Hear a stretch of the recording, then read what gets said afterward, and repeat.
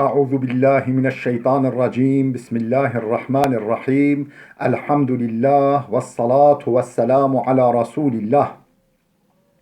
Değerli arkadaşlar, Hazreti Ali'den hikmet parıltıları okumalarımızın 37.sini gerçekleştirmek üzere birlikteyiz.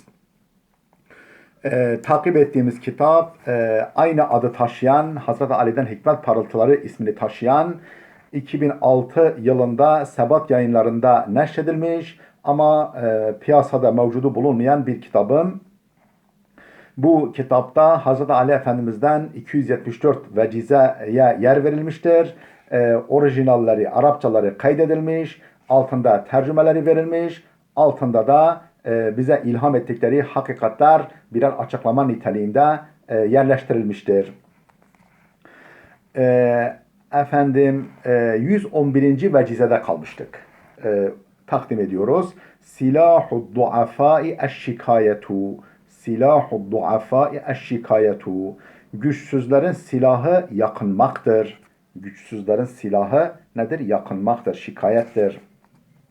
Açıklama: bir işin veya sıkıntının çaresi ya vardır veya yoktur. Bir işin veya sıkıntının çaresi gerçekte ya vardır veya yoktur. Çaresi olan işlerde hemen teşebbüse geçip o çareyi bulmaya, işi gerçekleştirmeye, problemi çözmeye, sorunu gidermeye çalışmalıdır. Kişi ne yapmalı? Eğer çaresi varsa hemen teşebbüse geçip yolunu bulmalı. Gereğine başvurmalı ve o sonucu gerçekleştirmelidir. Çaresi olmayan iş ve problemlerde ise sabır ve tevekkülle beklemek gerekir. Her iki durumda da sağa sola yakınmak, dert yanmak, sızlanmak akıllı kimsenin işi değildir. Her iki durumda da sızlanmanın, sağa sola dert yanmanın dert yanmanın bir anlamı yok. Aciz ve beceriksiz kimseler ancak sızlanır, yakınır ve ona buna dert yanarlar. Ancak bizzat hakkını alamayan bir kimsenin, yani bizzat hakkı olan bir şey alamayan bir kimsenin yetkili bir kişi veya makama başvurup hakkını almaya çalışması da bir tedbir ve çözüm olup olumsuz anlamda yakınma sayılmaz. O biraz önce olumsuz şeklini takdim ettiğimiz yakınma sayılmaz. Yani bir yetkili bir merciye başvurup normalde başkasına alamadığı hakkını o şekilde de almaya çalışmak, bu yani bu şekilde şikayette bulunmak bir acizlik sayılmaz, kötü değil. 112. vecize selametul insan fi hafzıl lisan. Selametul insan fi hafzıl lisan.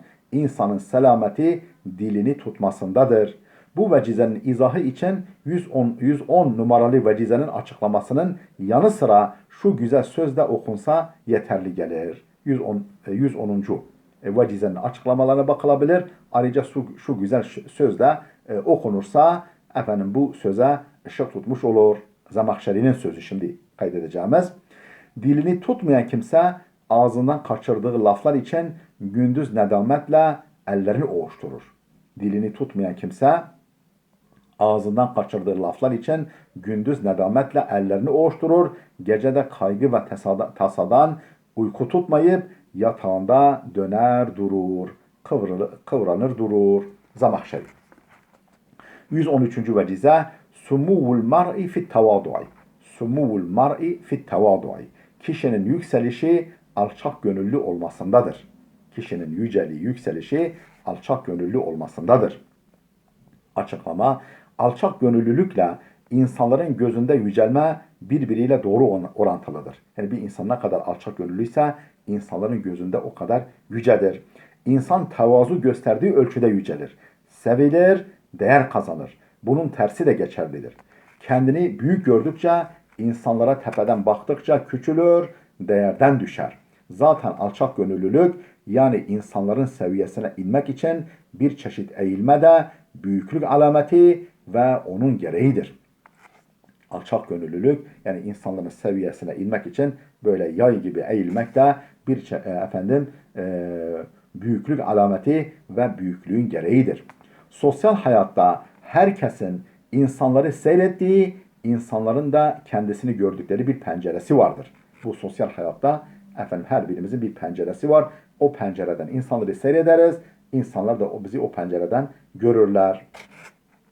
Boyu o pencereden alçak olanlar, o penceremizden boyumuz eğer alçaksa, alçak olanlar ayak parmaklarının üzerine çıkar, zoraki uzanır, öylece görünmeye çalışır, Yani boyu kısaysa, penceresinden daha kısaysa, penceresinin seviyesinden kısaysa, o zaman böyle ya topuklu ayakkabı girer, ya ayağının altına bir şey koyar, yahut da parmaklarının üzerine yükselir, o şekilde görmeye ve görünmeye çalışır.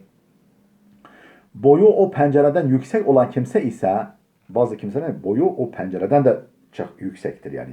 Pencere biraz aşağıda, boyu ondan yüksekse, o zaman görünmek için bu defa yay gibi eğilir. İnsanların seviyesine inmeye çalışır.